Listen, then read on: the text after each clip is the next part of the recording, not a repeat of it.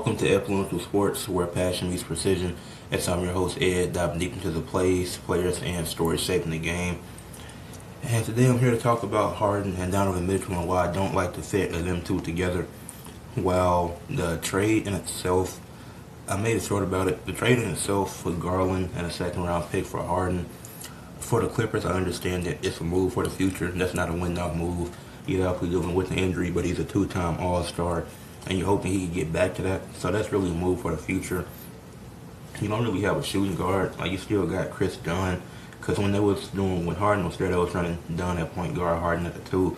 Obviously, Harden a better playmaker, but you got the great defense from Chris Dunn as well. So the duo, that backcourt was pretty good. They did their thing with the Clippers. And then they decided, you know what, let's go out and get Garland once he get younger. Apparently Harden requested a trade. Now it's reports saying that he didn't. But for the Clippers, now that I took the day to think about it, I like it more because they do get younger. So they add Garland, get a second round pick. Maybe you get another Bronny, or maybe you get a Draymond Green type of player. Who knows? Second round pick don't matter. What's important here is Darius Garland. He's a good young player, just been injured. So once he's fully healthy, which hopefully you would hope it's this season, but this is a move for the future. Kawhi probably got 3 or 4 years left. So maybe in these last few years of Kawhi's career, you get a chance at one more deep playoff run with Garland and Kawhi. Maybe you still have Zubac, maybe you don't. But I think Garland and Kawhi could be a good duo. I just feel like we're going to have to wait next season to see what they can really do. Because you still got to build that chemistry. You still got to fill that shooting guard spot. Because you can't start Dunn and Garland together. As good as a defender as Chris Dunn is, he's still a small guard. He's around 6'1".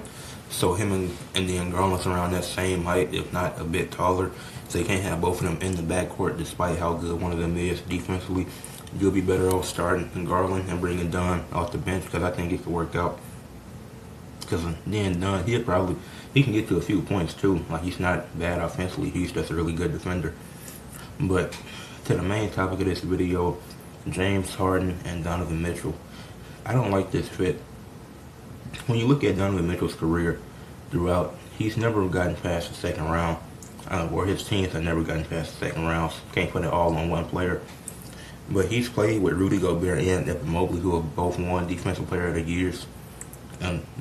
Rudy winning it 4 times, Mobley won it once. Donovan Mitchell, as good as he is offensively, he steps his game up. He steps his offense up come playoff times. A lot of people think that he elevates super crazy. Like, he helps these teams have good regular seasons. The Jazz and Cavs won 60 games at one point under Donovan Mitchell. That's the best player on the team. But he elevates, like, his points per game and his field goal percentage, his true shooting, it goes up. That elevates come playoff time. But what doesn't elevate is the team. Despite his phenomenal scoring, he's not elevating these teams when it comes to playmaking and creating shots for other people. He's not been able to do that come playoff time, which is why he's putting up all these points, why he's taking all these shots, and why these teams aren't winning. When you look at each playoffs, he's attempted a minimum of 20 shots a game throughout the playoffs. His lowest field goal attempts per game in the playoffs was in 2022-23 when he averaged 20.8 field goals a game. And in the regular season, that would be his highest in a regular season. And regular season, while a lot of people try to downplay it, it is important because you got to play those regular season games to get to the playoffs. We'll never see Mitchell average 30. The closest he came is this year where he's averaging 28. Like, because you really don't need him to average 30 in the regular season. You don't. Even in the playoffs, but he's giving you all that, but his teams aren't elevating. These teams haven't been able to get past the second round. Then you look, and then when you talk about the point guards that he's played with Mike Conley, he's played with Rubio, he's played with they just had Garland in Cleveland, Ty Jerome last season. Like Rubio and Ty Jerome, even though they're a lower tier point guard, those were both really good playmakers that Mitchell played with at the point guard position, but they weren't able to do nothing because Donovan Mitchell, he's not looking to create for others come playoff time. Like, yes, computer just go out? Okay, I'm back. Like, yes, he can give you 4 assists. He can give you 4 or 5 assists. But in the playoffs, he averages 4.8 assists per game in the playoffs, while in the regular season he averages 4.8 as well. So he haven't, like, have we seen him get, like, the 1 year that he averaged 7 assists per game, he only gave you 23 points per game, which is like, that was also his lowest field goal attempts per game, where he only took averaged 20.8 field goal attempts. So it's like, with Mitchell, it's like, yes, he's a really good player, but he doesn't elevate these teams come playoff time. He elevates as an individual, but his teams don't elevate. And like a lot of people try to accredit that to Rudy Gobert and his playoff defense. That's not even true. The Jazz didn't have great perimeter defenders. Rudy Gobert carried that defense, especially on the interior, but their best perimeter defenders did not include Donovan Mitchell. It was Royce O'Neal and Joe Ingles. I think it's somebody else I'm forgetting, but they were the main two that was good perimeter defenders for that team. Then in the playoffs, they weren't doing nothing. And then it's like with the Cavs, it seems like you're in a better situation because you're in the East, which people say it's easier, but Mitchell went to the East and not got past the second round either. It's like, yes, you can contribute that to the team, but it's like, if you're giving the Cavs 30 points and 5 assists, who else are you elevating? It's like those point guards I said he played with, Ty Jerome last year, Rubio in Utah, even playing with Mike McConley, playing with Garland. Why do you think the Cavs went out to get Dennis Schroeder? Why do you think they have Harden now? But with a guy with a usage rate as high as Donovan Mitchell, it's hard for any point guard to stand out as a playmaker. That's why Ty Jerome coming off the bench, he stood out. Like, he was lineups where him and Mitchell would run together if that was due to Garland being out, or just because it made the most sense for the game. But it's hard for a point guard to stand out in the Cavs system when Donovan Mitchell has such a high usage rate. Like, he has to have that usage to be effective.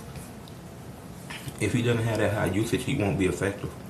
And then for James Harden, the reason why I say that's not a good fit, James Harden, his career, we know what his career is like. We know he's led the league in scoring before. We know he's a great player. He's a great scorer, putting up 25 points per game, giving you 8 assists, 4 rebounds, and giving you solid post defense. He's gonna be a better defender than Garland. Like, a lot of people now play Harden's post defense. His post defense is solid. For him being a shooting guard, he has solid post defense, and it's improved over the years. So, but he got traded once again this decade, been all over the place. Like, when he left OKC, they just didn't want to give him the extension, so that was understandable, and that was after he won 6th Man of the Year. So he went to Houston and made a name for himself as a star guard. The first year with Houston, he was 8th in MVP voting and made All-NBA third team. But now we're looking at Harden now, and that's years ago. We seen that guy averaged 30-plus points for 3 straight years, and then even 29 back-to-back before that.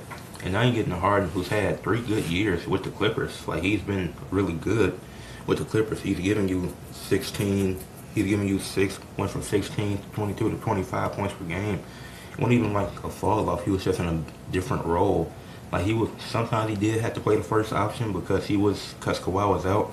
But he seen him lead the league in assists when he was with the 76ers, 10.7, and he led the league that season, which he played 58 games in. So, but I think it's hard for Harden to succeed playing with a guy like Donovan Mitchell. And when you look at how Harden was the best, you seen when he had Embiid, he was able to lead the league in assists, and Mobley isn't that. And then Harden was the second option. So now with Harden, and because Embiid was the best player, now Mitchell was the best player. So Donovan Mitchell, Harden doesn't have to set up Donovan Mitchell because he can create for himself. And that's clear as day. Mitchell can create for himself. But it's like, if you keep Mobley and Allen, or just one of them, it's like, yeah, he's going to be able to create for them, but it won't have the same impact because they can't be that Embiid when you have a Donovan Mitchell. And then it's when you look at James Harden and Russell Westbrook, even though we know Harden can lead the league in assists, he's done it twice before. He did it in the year he finished second in MVP voting before he won his MVP. When he played with Russell Westbrook, it's like they'll play together before. They have chemistry But also, Russ is a point guard. Harden is more naturally a shooting guard. And that's what he's been most of his career. He's developed over the years to become that great playmaker that he is. So he is a two-way guard, but he was able to play next to Russell Westbrook because Russ and Mitchell are not the same type of player. Even James Harden, when he was with Kyrie and Kevin Durant, you can argue whoever was second or third between him and Kyrie, he can play off of Kyrie as the point guard, and then you got KD at small forward or power forward. It's like that all made sense because they weren't as, their offensive styles isn't the same as a Donovan Mitchell.